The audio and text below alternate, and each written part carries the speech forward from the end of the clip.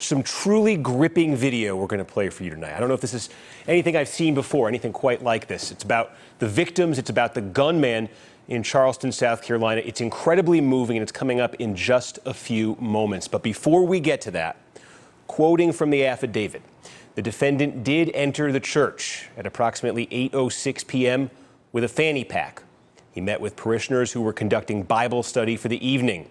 After approximately an hour of studying, the defendant stood up and, with malice and aforethought, pulled out a handgun and began shooting at the parishioners inside the hall, striking 9 victims. All victims were hit multiple times. All victims died as a result of their injuries. Prior to leaving the Bible study room, the defendant stood over a witness to be named later and uttered a racially inflammatory statement to the witness. We now know more about what happened Wednesday night at the Emanuel AME Church in Charleston, South Carolina. We now know that Dylann Roof has confessed to being the gunman that night, to killing those 9 people. We now know that he was able to wreak that devastation with a single gun. We also know that the wife and child of one of the victims, State Senator and Reverend Clemente Pinckney, his wife and child were also inside the church the night of the shootings. They were in the church office. They heard the sound of gunshots. They called 911, and then they hid. They huddled under a desk until it was all over. We also learned today, according to the affidavit released by the Charleston Police Department, that both Dylann Roof's dad and uncle got in touch with the Charleston Police Department to tell them they knew who the police department was looking for, to turn him in, their own relative. We learned lots of new details about the massacre at the church and about the search for the man who has now confessed to carrying out that massacre. And as the community in Charleston, South Carolina, and as the whole country continue to grieve each new detail, continue to reckon with the shock of what happened. Today was also, though, a day of action. Just a few hours ago, President Obama speaking out again about this latest mass shooting in Charleston. He made a direct and pretty impassioned plea that we as a country have to reckon with the uniquely American disaster that is our country's struggle with gun violence. And we have to stop being confused about this. At some point as a country, we have to reckon with what happens. It is not good enough simply to show sympathy. You don't see murder on this kind of scale with this kind of frequency in any other advanced nation on earth.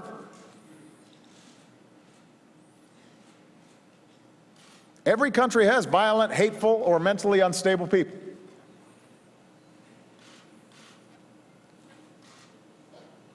What's different is not every country is awash with easily accessible guns.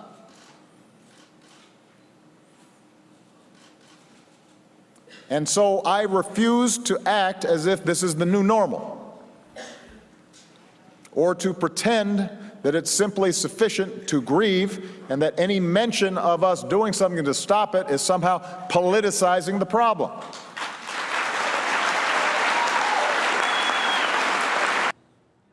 In Charleston tonight, hundreds of people have gathered for a prayer vigil honoring the victims and sharing their community's pain with one another.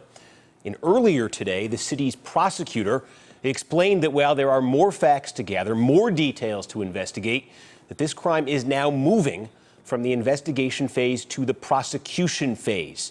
She thanked the country for wrapping its arms around the city of Charleston.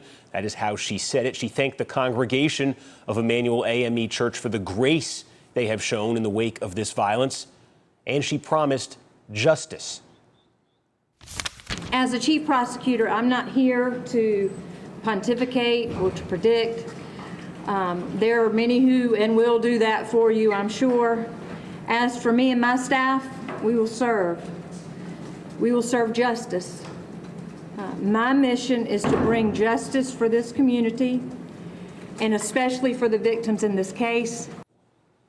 The confessed gunman is now charged with 9 counts of murder and 1 count of possession of a firearm. And today, Dylann Roof had what's called a bond hearing. A bond hearing is usually the most routine thing in the world when it comes to charging someone with a crime. If you're charged with a crime, a bond hearing is where the judge tells you how much money it's going to take to get you out of jail temporarily, similar to bail. Dylann Roof's bond hearing was conducted remotely today. He was heavily guarded in a secure facility. The judge and lawyers and victims' family members were all in the courtroom. They could hear him on that screen you're seeing right there. He could see and he could hear them in the courtroom as well. And what is usually a fairly routine legal proceeding was instead extremely raw today, extremely emotional, utterly gripping, as the loved ones of some of Dylann Roof's victims, the ones who could be there today, who wanted to speak out, as one by one they got the chance to tell him exactly what they think of him. Before we go into the bond process, I would like to ask, are there any members, is there a representative of any of the family that would be here that wish to make a statement before this court before I post or set the bond? I'll go through this. Susie Jackson, is there a representative of the family of Susie Jackson? No. Sandra Singleton, Miss Singleton. There are. Will you please stand? You have a right as the representative of the family to make a statement today before we set bond. Would you like to do so, ma'am? Okay. Thank you very much. Ethel Lance, would you like to make a statement in regards to this hearing concerning Ethel Lance as a victim, ma'am? Yes. Would you like to come forward, please?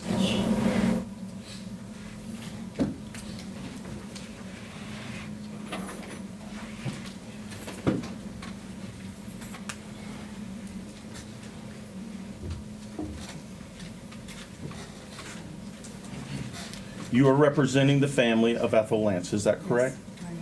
And you are whom, ma'am? The daughter. Your daughter. I'm listening, and you can talk to me. I just want everybody to know, to you, I forgive you. You took something very precious away from me. I would never talk to her ever again. I would never be able to hold her again. But I forgive you. And have mercy on your soul. You hurt me. You hurt a lot of people. But God forgive you. And I forgive you. Thank you, ma'am, and I appreciate you being here. Representative of the family of Myra Thompson. Sir, would you like to make a statement before this court? Saying the same thing that was just said. You know, I forgive you and my family forgive you. But we would like you to take this opportunity to repent. Repent. Confess. Give your life to the one who matters the most, Christ, so that he can change it, can change your ways no matter what happened to you, and you'll be okay. Do that, and you'll be better off than what you are right now. Thank you, sir. Taiwan Sanders.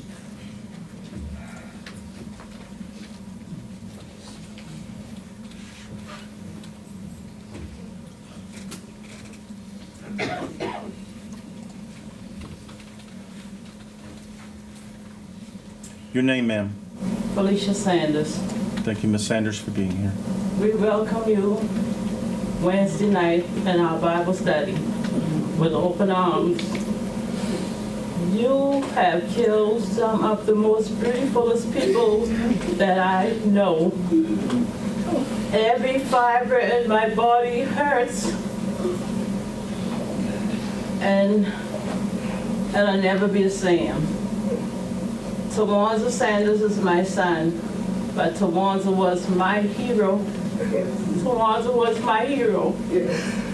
But as we said in Bible study, we enjoyed you, but may God have mercy on you. Thank you, ma'am. A representative of Daniel Simmons.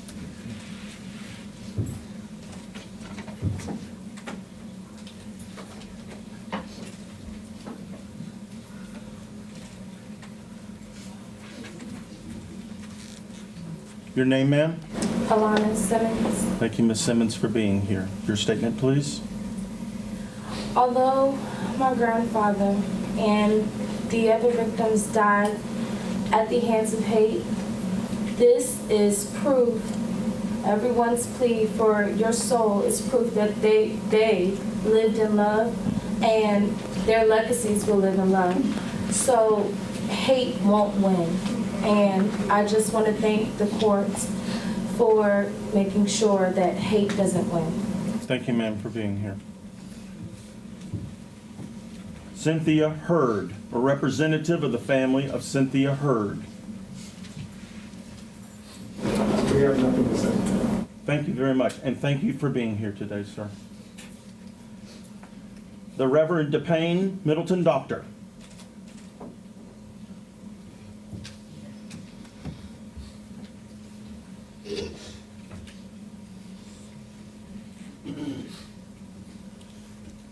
Your name, please, ma'am? DePayne Middleton Brown. Thank you for being here. DePayne Doctor was my sister.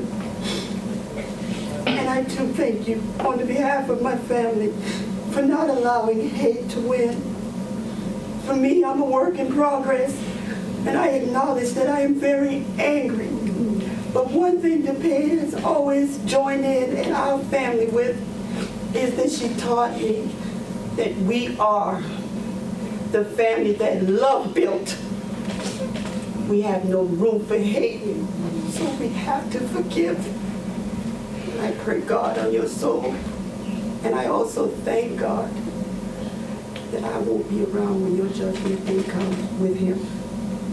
May God bless you.